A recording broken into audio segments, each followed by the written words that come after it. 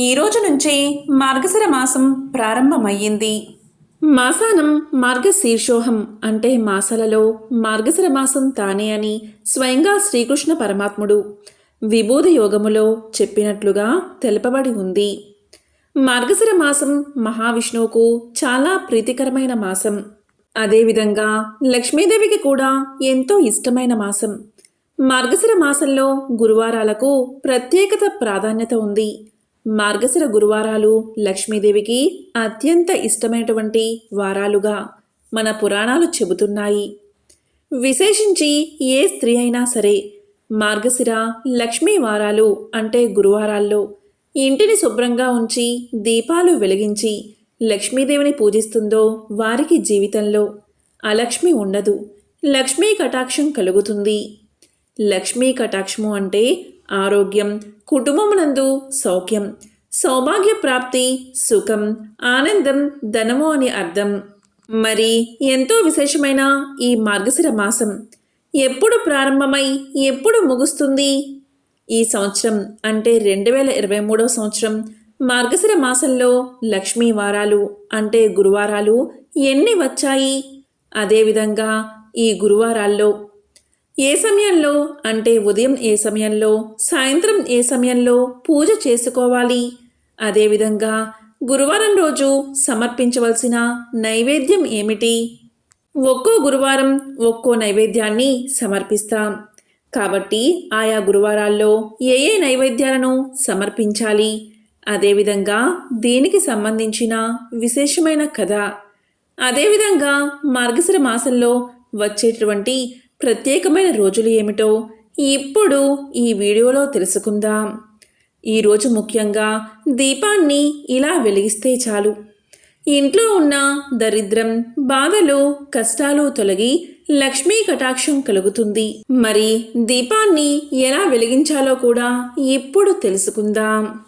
బృహత్సామ తదా సామ్నాం గాయత్రీ ఛందసామహం మాసానం మార్గశీర్షోహ ఋతూనాం కుసుమాంకం అనే శ్లోకంలో మార్గశీర్షాన్ని నేనే, 6 ఋతువుల్లో పుష్య సౌరభం నేనే, సామవేదానికి చెందిన గానాలలో బృహత్ సామాన్ని నేనే, ఛందస్సులో గాయత్రీ ఛందాన్ని నేనే, శోభ అధికంగా ఉండే వసంతకాలాన్ని నేనే అని భగవద్గీతలోని విభూది యోగంలో శ్రీకృష్ణ పరమాత్ముడే వివరించాడు. మొత్తానికి మార్గశిరం అంటే నేనేనని చెప్పుకున్న మాసమన్నమాట. సూర్య భగవానుడు 12 నెలల్లో అంటే ఒక్కో నెలకు ఒక్కో రాశి చొప్పున మారుతూ ఉంటాడు.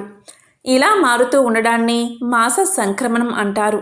ఇలా ఒక ఏడాది 12 సంక్రమణాలు వస్తాయి. సూర్యుడు తులారాశి నుంచి వృశ్చిక రాశిలోకి ఆగమనం చేయడాన్ని వృశ్చిక సంక్రమణం అంటారు. ఈ మార్గశిర మాసం మహాలక్ష్మీదేవికి, మహావిష్ణువుకు, సూర్యదేవుడికి ఎంతో ప్రీతికరమైనది. హిందువులందరికీ భగవద్గీత జన్మించిన మాసంగా పరిగణించే పవిత్రమైన మాసం మార్గశిర మాసం. ఈ మాసమంతా శ్రీ మహావిష్ణువును తులసీ దళాలతో పూజిస్తే పుణ్యం దక్కుతుందని పండితులు చెబుతారు. మార్గశిర మాసం ఎప్పుడు ప్రారంభమైంది అంటే 13 డిసెంబర్ బుధవారం రోజు ప్రారంభమై 11 జనవరి 2024 గురువారంతో ముగుస్తుంది. ఈ సంవత్సరం అంటే 2023-24 సంవత్సరం మార్గశిర మాసంలో మనకి 5 లక్ష్మీ గురువారాలు వచ్చాయి. మార్గశిర మాసంలో వచ్చే ప్రతి గురువారము కూడా లక్ష్మీ పూజ చేయాలి. సూర్యోదయానికి ముందే నిద్రలేచి ఇంటి ముందు కలకలలాడే ముగ్గులు వేసి లక్ష్మీదేవికి ఆహ్వానం పలకాలి. తలకి స్నానం చేసి దేవుడి ముందు బియ్య పిండితో ముగ్గు వేసి యథావిధిగా గణపతిని పూజించి తరువాత అమ్మవారికి దీప, ధూప, అష్టోత్తరం నైవేద్యంతో స్త్రీ సూక్త విధానంలో షోడశోపచార పూజ చేయాలి. పూజా విధానం మొత్తం తెలియనివారు కనీసం దీపం పెట్టుకుని అమ్మవారి అష్టోత్తరం చదువుకుని నైవేద్యం సమర్పించినా చాలు అంటారు పెద్దలు. ముఖ్యంగా ఆవు నెయ్యితో దీపాన్ని వెలిగించాలి. ఇలా దీపాన్ని వెలిగించేటప్పుడు ఓం మహాలక్ష్మీ చ విద్మహే విష్ణు పత్నీ చ ధీమహి తన్నో లక్ష్మీ ప్రచోదయాత్, ఓం మహాలక్ష్మీ చ విద్మహే విష్ణు పత్నీ చ ధీమహి తన్నో లక్ష్మి ప్రచోదయాత్ అనే మంత్రాన్ని పఠించాలి. పూజ పూర్తయిన తర్వాత నైవేద్యాన్ని సమర్పించి లక్ష్మీవార వ్రతకథ చెప్పుకుని అక్షింతలు తలపైన వేసుకోవాలి. ఈ సంవత్సరం అంటే 2023 సంవత్సరం ఈ మార్గశిర లక్ష్మీ వారాలు అంటే గురువారాలు 5 వచ్చాయి. ఈ 5 గురువారాలు కూడా ముత్తైదువులను ఆహ్వానించి వారికి స్వయంగా వండి వడ్డించాలి. దక్షిణ తాంబూలం ఇచ్చి వారి ఆశీస్సులు తీసుకోవాలి. అయితే మార్గశిర లక్ష్మీవారం వ్రతం పూర్తయిన తర్వాత అమ్మవారికి ఉద్యాపన చెప్పే ప్రక్రియ ఉండదు. ఎందుకంటే ఉద్వాసన అంటే వెళ్ళి మళ్ళీ పిలిచినప్పుడు రమ్మని అర్థం. ఎవరైనా లక్ష్మీదేవి ఇంట్లోనే ఉండాలనుకుంటారు, కానీ వెళ్ళి రావమ్మా అనరు కదా. అందుకే లక్ష్మీదేవికి ఉద్వాసన చెప్పరు. ఈ నోము నోచే స్త్రీలు లక్ష్మీ వారాల్లో శుచిగా ఉండాలి.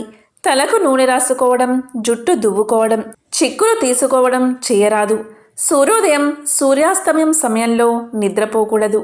నియమనిష్టలతో భక్తి శ్రద్ధలతో ఈ వ్రతాన్ని ఆచరించిన వారి ఇంట లక్ష్మీదేవి నివాసం ఉంటుందని చెబుతారు. ఈ సంవత్సరం మార్గశిర లక్ష్మీవారాలు ఎప్పుడు వచ్చాయి అంటే మొదటి మార్గశిర లక్ష్మీవారం 14 డిసెంబర్ 2023న వచ్చింది. ఇక ఉదయం పూజా సమయం వచ్చేసి ఉదయం 5:38 నుంచి 6:49 లోపు పూజ చేయాలి. ఇలా కుదరని వారు ఉదయం 7:30 నుంచి 10:05 లోపల పూజ చేసుకోవాలి. ఇక సాయంత్రం అమ్మవారిని పూజించే సమయం 4:36 నుంచి 8:47 లోపు పూజ చేసుకోవాలి.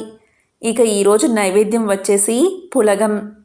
ఇక మార్గశిర 2వ లక్ష్మీవారం ఇది 21 డిసెంబర్ 2023న వచ్చింది. నక్షత్రం రేవతి. ఈరోజు ఉదయం పూజను 6 గంటలలోపు చేసుకోవాలి. ఇలా కుదరని వారు ఉదయం 7:31 నుంచి 10:08 లోపు పూజ పూర్తి చేసుకోవాలి. ఇక సాయంత్రం పూజ 4:38 నుంచి 6:14 లోపు పూజను పూర్తి చేయాలి. ఇక ఈరోజు నైవేద్యం వచ్చేసి అట్లు, తిమ్మనం, క్షీరాన్నం. ఇక 3వ మార్గశిర లక్ష్మీ గురువారం 28 డిసెంబర్ 2023న వచ్చింది. ఈరోజు బహుళ విధియ, నక్షత్రం పునర్వసు. ఈరోజు ఉదయం పూజా సమయం వచ్చేసి 6 గంటల్లోపు పూజను పూర్తి చేసుకోవాలి. ఇక ఈ సమయంలో కుదరని వారు ఉదయం 7:30 నుంచి 10:12 లోపు పూజను పూర్తి చేయాలి. ఇక సాయంత్రం లక్ష్మీ పూజా సమయం వచ్చేసి 4:42 నుంచి 6:18 లోపు పూజను పూర్తి చేయాలి. ఇక ఈరోజు నైవేద్యం వచ్చేసి కుడుములు, అప్పాలు, పరమాన్నం అమ్మవారికి నైవేద్యంగా పెడితే చాలా మంచిది. ఇక 4వ మార్గశిర లక్ష్మీ గురువారం 4 జనవరి 2024న వచ్చింది. ఈరోజు అష్టమి, నక్షత్రం హస్త. ఈరోజు ఉదయం 6 గంటల్లోపు పూజను పూర్తి చేయాలి. ఈ సమయంలో కుదరని వారు ఉదయం 7:31 నుంచి 10 గంటల లోపు పూజను పూర్తి చేసుకోవాలి. ఇక సాయంత్రం పూజా సమయం వచ్చేసి సాయంత్రం 4:46 నుంచి 6:22 లోపు పూజను పూర్తి చేయాలి. ఇక నైవేద్యం వచ్చేసి చిత్రాన్నం, గారెలు, పరమాన్నం. ఇక 5వ మార్గశిర లక్ష్మీ గురువారం 11 జనవరి 2024న వచ్చింది. ఈరోజు అమావాస్య, నక్షత్రం పూర్వాషాఢ. ఈరోజు ఉదయం 6 గంటల్లోపు పూజను పూర్తి చేసుకోవాలి. ఈ సమయంలో కుదరని వారు ఉదయం 7:31 నుంచి 10 గంటల లోపు పూజను పూర్తి చేయాలి. ఇక సాయంత్రం పూజా సమయం వచ్చేసి సాయంత్రం 4:51 నుండి 6:27 లోపు పూజను పూర్తి చేయాలి. ఈరోజు నైవేద్యం వచ్చేసి పూర్ణం బూరెలు. మృగశిర నక్షత్రంతో కూడిన పూర్ణిమ వచ్చిన కారణంగా ఈ మాసానికి మార్గశీర్షమని పేరు. శ్రీకృష్ణ పరమాత్ముడు మార్గశిర మాసం స్వయంగా ఆయనే అని తెలియచేశాడు. ఈ మాసంలో చేసే ఏ పూజ అయినా, ఏ హోమమైనా, అభిషేకమైనా, ఎటువంటి దైవ కార్యం చేసినా దానిని స్వయంగా తానే స్వీకరిస్తానని శ్రీకృష్ణ పరమాత్మ తెలియచేశాడు.